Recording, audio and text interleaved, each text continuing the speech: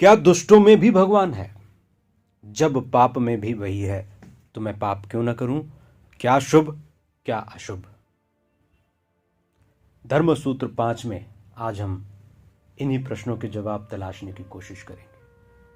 और मेरा वादा है कि यदि आप धर्म सूत्र की इस सीरीज को पूरी तरह से सुनेंगे, समझेंगे और अपने जीवन में उतारेंगे तो फिर आपको दूसरी कोई मोटिवेशनल बुक, थ्योरी या किसी तरह की अन्य प्रेरणादायक सामग्री की जरूरत नहीं पड़ेगी।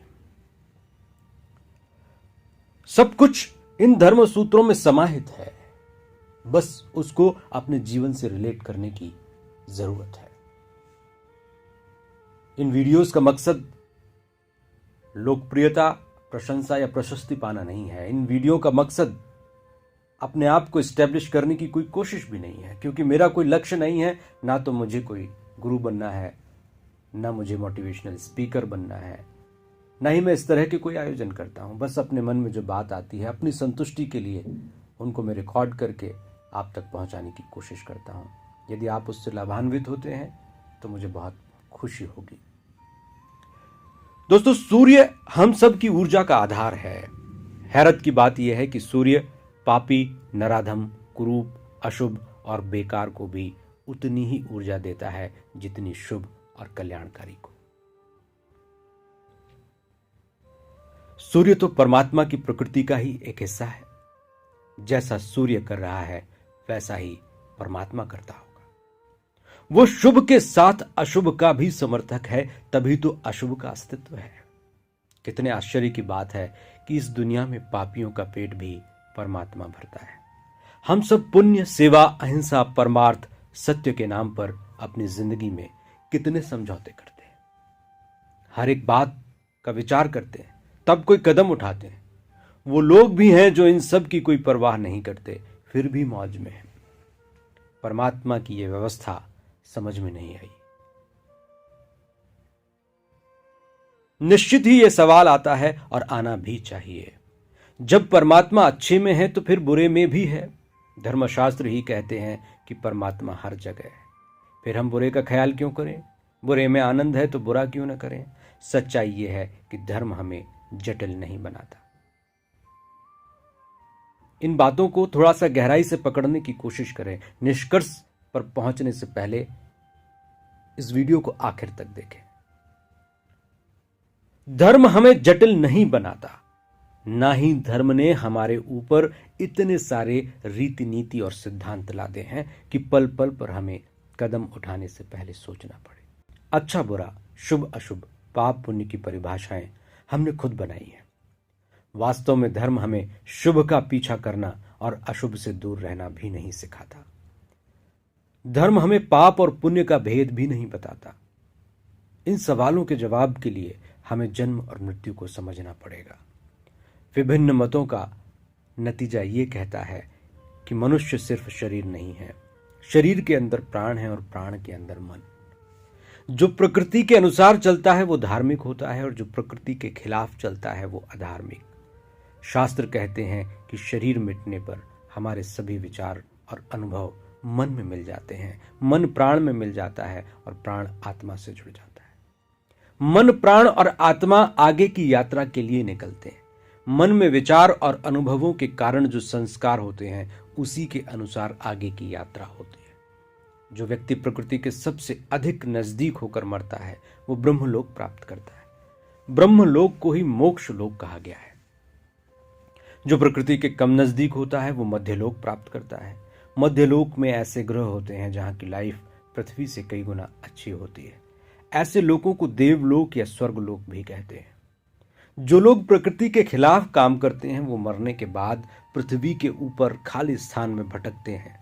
भूत प्रेत कुछ समय बाद जानवरों के रूप में पैदा होते हैं। ब्रह्मलोक वाला वापस नहीं आता, लेकिन मध्यलोक वाला अपने अच्छे कर्मों का फल भोगकर पृथ्वी पर आ जाता है। पृथ्वी ऐसा ग्रह कहा जाता है जहां पर कर्म के जरिए हम अपने भविष्य का निर्धारण कर सकते हैं। सवाल यह है कि क्या अच्छा है और क्या बुरा, क्या शुभ है क्या अशुभ, इसका निर्धारण कैसे किया जाए। पृथ्वी पर रहने वाले किसी व्यक्ति का परमात्मा बुरा नहीं करता। उसका काम है सबको पोषण देना, उसकी मृत्यु तक की व्यवस्था करना।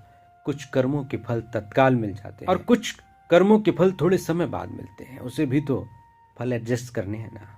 सवाल यह है कि हम कब तक और कैसे सही गलत का निर्धारण करते रहेंगे। निर्धारण करने की कोई जरूरत नहीं है। अपने ऊपर इतनी सारी परिभाषाएं, सही गलत शुभ अशुभ की धारणाएं लादने की 1% भी इंपॉर्टेंस नहीं है। शास्त्रों में यह भी बात कही गई है कि सब कुछ परब्रह्म परमात्मा ही है। आत्मा के विभिन्न लोकों में जाने वाली बात कैसे सही हो सकती है? जब सब कुछ वही है तो फिर क्या अच्छा क्या बुरा, क्या निम्न लोक क्या उच्च लोक? इसे इस तरह से समझिए, आपका शरीर एक ही है, लेकिन जो भोजन आप करते हैं क्या वो पूरा के पूरा गोबर बन जाता है? नहीं। उस भोजन में जो अच्छे और पोषक तत्व हैं उनका उनके गुणों के मुताबिक यूज होता है। जो सबसे अच्छे स्तर के न्यूट्रिशंस हैं वो भोजन में से निकलकर हमारे ब्रेन तक जाते हैं, यानी सबसे ऊपर। कार्बोहाइड्रेट प्रोटीन पूरे शरीर में वितरित हो जाता है, लेकिन जो अपशिष्ट होता है वो शरीर के सबसे निचले हिस्से में चला जाता है। अच्छा इसी शरीर में एडजस्ट हो जाता है और बुरा इस शरीर से निकाल दिया जाता है। आपको भी अपने शरीर से निकली गंदगी पसंद नहीं।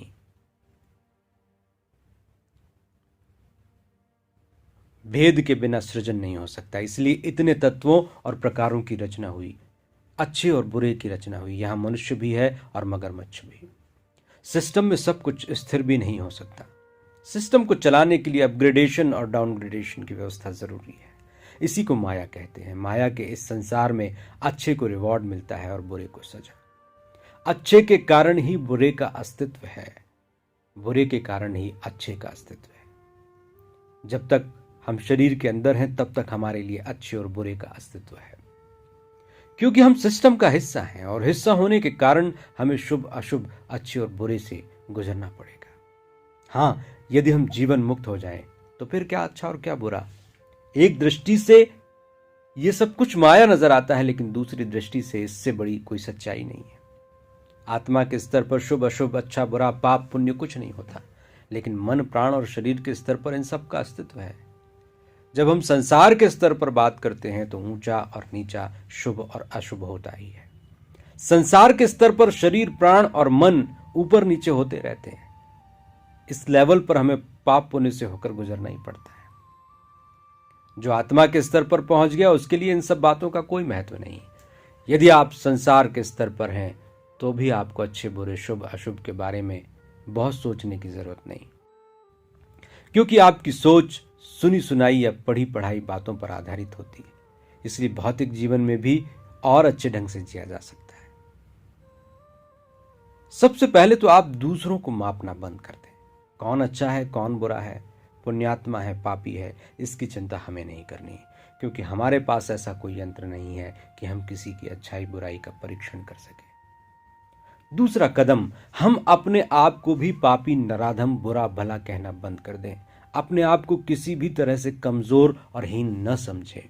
जब आप अपने आप को ईश्वर के नजदीक ले जाएंगे तो पाप और पुण्य से परे हो जाएंगे। ना तो आपके लिए पुण्य का अस्तित्व होगा, ना ही पाप का। जो जैसा है आप उसे वैसा ही एक्सेप्ट करेंगे। दूसरों में पाप तब दिखता है जब हमारे अंदर पाप होता है। दूसरों में गलती तब दिखती है जब हमारे अंदर गलती होती है। पाप, अशुभ और गलत करने के बाद भी परमात्मा यदि किसी व्यक्ति को जीवित रखे हुए है तो हम कौन होते हैं उसके बारे में फैसला करने वाले। उसे परमात्मा के ऊपर छोड़ दें और खुद अपने अस्तित्व को दो स्तरों पर देखने की कोशिश करें। शास्त्र कहते हैं कि आप शरीर, प्राण और मन के स्तर पर संसार हैं और आत्मा के स्तर पर संसार के स्वामी। आप मन के स्तर पर क्षुद्र हैं और आत्मा के स्तर पर विराट।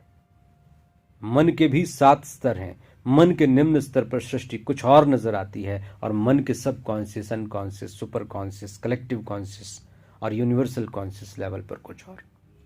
जीव भाव में जो हमें घृणित दिखाई देगा, सामूहिक चेतना के स्तर पर वो दया का पात्र नजर आएगा और ब्रह्म चेतना के स्तर पर वो ईश्वर की ही अभिव्यक्ति नजर आएगा। ईश्वर बनाता ही नहीं है, उसका काम बिगाड़ना भी है। वो सृजन ही नहीं करता, विसर्जन भी करता है। द्वैत उसका स्वभाव है, इसी से सृष्टि चलती है। प्लस के साथ माइनस होना जरूरी है। अच्छाई के साथ बुराई का भी अस्तित्व होगा। ये दोनों एक दूसरे के विपरीत नहीं है, बल्कि एक दूसरे के सापेक्ष है। जैसी दृष्टि वैसी सृष्टि। चेतना के निचले स्तर पर हम इस जगत को नरक कहते हैं, मध्यम स्तर पर स्वर्ग कहते हैं और उच्चतम स्तर पर इसे विराट का ही विस्तार कहते हैं। जब तक हम जीवन मुक्त नहीं हो जाते तब तक हम ये कहकर कि मैं तो मुक्त हूं मनमाना व्यवहार नहीं कर सकते, क्योंकि शरीर है तो शरीर के साथ उस देश और उस काल की सीमाएं और मर्यादाएं जुड़ी हुई हैं। यदि आप कर्ता भाव में हैं तो आपको कर्म करने से पहले ये जरूर देखना पड़ेगा कि आपके किसी कर्म से उस समय में प्रचलित देश काल और कानून का उल्लंघन न होता हो। यदि आपको खुद को मुक्त सोचकर ऐसा कुछ कर दें जो कानून का उल्लंघन है तो आप सीखचों के पीछे होंगे।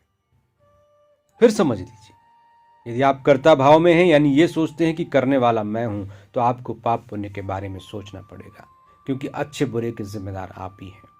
यदि आप इससे ऊपर जाते हैं तो अकर्ता भाव में आ जाते हैं।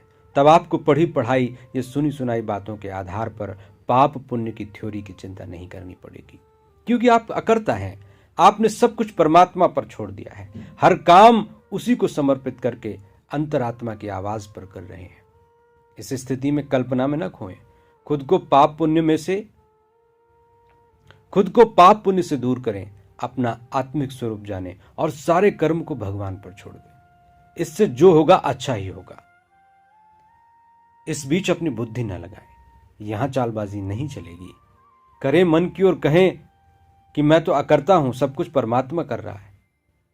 अकर्ता में सब कुछ उसी के आधार पर चलता है, वही इच्छा पैदा करता है और वही लक्ष्य देता है। बुद्धि युक्तो जहातीह उभे सुकृत दुष्कृते तस्मात् धोगाय युजस्व योगः कर्मसु कौशलम। श्रीमद् भागवत गीता। भावनाओं की दुर्बलताओं से ऊपर उठकर जो पुरुष समत्व बुद्धि युक्त हो जाता है वो पाप और पुण्य दोनों के बंधनों से मुक्त हो जाता है। कई बार लोग अपनी बुद्धि से खुद को जीवन मुक्त, धर्म अधर्म से परे, नैतिकता और अनैतिकता से ऊपर मानकर मनमाना व्यवहार करने लगते हैं। जब तक बुद्धि है तब तक परमात्मा की गाइडेंस नहीं है, और ऐसा मनमाना व्यवहार आपको प्रैक्टिकल लाइफ में नीचे ले जा सकता है। ये बात ध्यान रखिए कि शरीर, प्राण और मन के स्तर पर आप बंधन में हैं, सिर्फ आत्मा के स्तर पर आप मुक्त हैं। शरीर के स्तर पर आपके ऊपर वो सभी कानून लागू होते हैं जो उस देश और उस समय में प्रचलित है। जब आप ईश्वर से जुड़ते हैं तो आप अपनी आत्मा को देखते हैं और आत्मा से देखते हैं। जो भी कुछ गलत है, पाप है, बुरा है, अशुभ है, आत्मा के सबसे बाहरी आवरण पर ही मौजूद है। जब तक हम आत्मा के बाहरी स्तर से जुड़े रहेंगे, गलत करने की संभावनाएं मौजूद रहेंगी। जैसे जैसे हम यानी हमारा शरीर, प्राण और मन का मिला जुला अस्तित्व आत्मा के करीब होता जाएगा, वो अशुभ से शुभ के स्तर तक पहुंचता जाएगा। जब व्यक्ति पूरी तरह से आत्म भाव में आ जाएगा, अशुभ और शुभ दोनों ही गायब हो जाएंगे। जब हमारी चेतना ब्रह्म चेतना बन जाती है, तब हम खुद में देव या दानव, शुभ या अशुभ, पापी या पुण्यात्मा, अच्छा या बुरा नहीं देखते। तब पता चलता है कि वास्तव में ना तो कहीं स्वर्ग है, ना ही कहीं नरक, ना ही कहीं जाना है, ना ही कहीं से आना है, लेकिन ये आत्मा पर लागू है। उसे आना जाना नहीं। स्थूल, सूक्ष्म और कारण शरीर के स्तर पर सब कुछ है। आत्मा के स्तर पर देवता में भी वो एक है, असुर में भी वही है, पशु भी वही है, कीट पतंगा भी वही। इस स्थिति में कुछ भी निकृष्ट नहीं होता और हम अपने आप को श्रेष्ठ, सबल और ईश्वर तुल्य मानने लगते हैं। तब पता चलता है हमारे अंदर ही स्वर्ग है, हमारे अंदर ही नरक, हमारे अंदर ही देवता है, हमारे अंदर ही दानव। क्या ऐसी स्थिति मुमकिन है? बिल्कुल। अज्ञान के अंधकार के नष्ट होते ही ऐसी स्थिति आती है। हम इस दुनिया में सबसे करीब हैं तो वो है परमात्मा, और उसके और हमारे बीच सिर्फ अज्ञान का पर्दा है। जब तक हम खुद को करने वाला मानते हैं यानी कर्ता के स्तर पर स्वर्ग नरक सब है। कर्ता के स्तर पर संसार में हम गति में हैं, इसी गति के कारण आना जाना लगा रहता है। जैसे ही हम मैं यानी स्थूल, सूक्ष्म और कारण की डोर को कर्तापन से डिस्कनेक्ट करते हैं, जैसे ही हम मैं यानी स्थूल, सूक्ष्म और कारण की डोर को कर्तापन से डिस्कनेक्ट करते हैं, गति रुक जाती है। फिर कर्म करने वाला मैं नहीं होता, फिर अच्छा बुरा करने का अभिमान भी नहीं रहता। जो कर रहा है वो कर रहा है, और वो जो भी करेगा सब ठीक ही करेगा। जो कर रहा है वो कर रहा है, और वो जो भी करेगा सब ठीक ही होगा। कर्म में करने वाले के अभिमान से मुक्ति मिलते ही व्यक्ति जीवन मुक्त कहलाने लगता है। शरीर मन प्राण कर्म के पुराने आवेश से कुछ समय तक गति करेंगे, लेकिन एक समय बाद वो थम जाएंगे, यानी अपनी मर्जी पूरी छोड़ देंगे। इनमें अहंकार नहीं होगा, खुद की कामनाएं भी नहीं होंगी। इस तरह की मुक्ति और वैचारिक मुक्ति में बहुत अंतर है। आत्मभाव में स्थित व्यक्ति स्वाभाविक रूप से सत्कर्म करेंगे, दूसरों के लिए अच्छे शब्द निकालेंगे, उन्हें शुभकामनाएं देंगे। वो हमेशा अच्छी बात पर ही विचार और चर्चा करेंगे, मानव जाति के कल्याण का भाव रखेंगे। ऐसे व्यक्ति की उपस्थिति से ही बुराइयां दूर भाग जाती हैं। ऐसा व्यक्ति वास्तव में शुभ कर्म भी नहीं करता, क्योंकि वो शुभ और अशुभ से परे होता है। लेकिन जो कुछ भी होता है वो सब अच्छा ही होता है। इस स्थिति में हम वास्तव में धार्मिक कहलाएंगे। हालांकि तब अधर्म का अस्तित्व भी नहीं होगा, क्योंकि तब धर्म और अधर्म दोनों एक ही सिक्के के दो पहलू हो जाएंगे। आत्मभाव में सामने जो भी होगा वो ब्रह्म ही होगा। जब सारे संघर्ष खत्म हो जाएंगे तब ये दुनिया हर स्तर पर सुंदर नजर आएगी। ऐसे व्यक्ति के लिए शुभ अशुभ अच्छा बुरा सुंदर कुरूप कुछ भी नहीं रह जाएगा।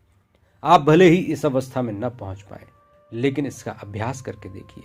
सिर्फ कल्पना करके मान कर देखिए कि इस संसार के सभी लोग, पशु पक्षी कीट पतंगे सभी ईश्वर हैं।